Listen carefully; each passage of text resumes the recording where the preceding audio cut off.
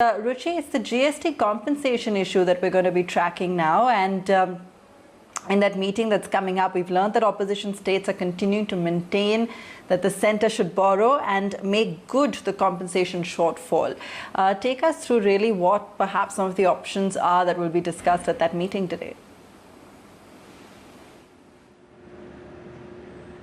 Well, absolutely right, Haba. There will be two important press briefings that will be done by Finance Minister Nirmala Sitharaman today. In just about, say, 20 minutes from now, she's slated to address on the issue of, on economic issues. She will be talking about the state of the economy, and later in the day, we will be seeing her address, and we will be, of course, watching out for her address after the GST Council meeting. Of course, the idea is to break the impasse, the current stalemate, the logjam over the issue of GST compensation to states, coming in at a time when over the last 2 to 3 meetings we have been seeing how this issue has been a sticky point. Even in the last meeting, we were expecting that there will be some sort of a headway. The centre had given states option 1 and option 2. Under option 1, a special window from the RBI was made available, under which the limit was also enhanced to 1.1 lakh crore rupees. However, the opposition states have put their foot down. They've made it very clear that it should be the centre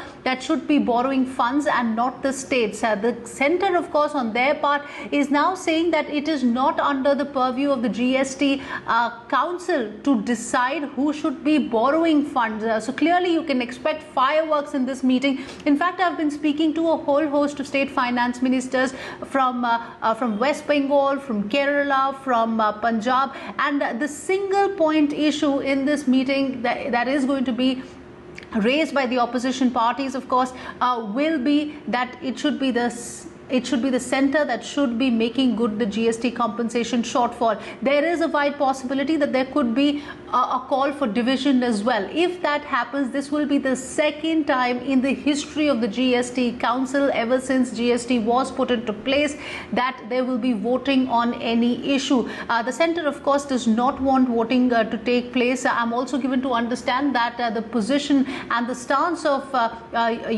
Puducherry as well as Andhra Pradesh will be very critical. The magic number, of course, will be 20. So the centre will have to get at least 20 states on their side to ensure that that the states borrow. But as I said, the two critical states will be Andhra Pradesh as well as Puducherry. There's also a call by the opposition of the dissenting states on having a dispute resolution mechanism being put in place, having a vice chairperson for the GST Council as well. If there is no consensus, then there is a possibility that the states that have already listed out their options, states like Bihar and Assam, they are cash strapped at this point of time. They need funds to run the basic amenities in the state. So they will be pushing, so that they will be, of course, pushing in for the borrowing for these states. And there is a possibility that if there is no consensus on this meeting, then there's a possibility that this issue may be, the opposition states or the dissenting states may knock the doors of the apex court as well.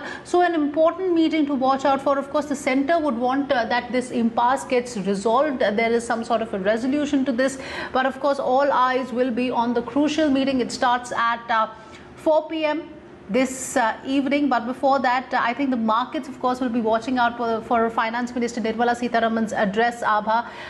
In about, say, 20 minutes from now, she's likely to talk about state of the economy. I'm also given to understand that she may talk about where things were back in the month of April, where 12 out of the 16 indicators were pointing towards the negative territory. Now things are getting back, to I wouldn't say really the pre-COVID levels, but a little bit back to normalcy. And perhaps at a time like this, when the festive season is just about to come, it is being widely talked about how all eyes will be on what kind of a demand push can the government give. The government has been saying that the time has come to push the accelerator. So will Finance Minister Nirmala Sitharaman give some sort of a holistic announcement, a holistic package? She has already said that there are sectors in the past that have been disproportionately impacted due to COVID-19. So could these sectors make,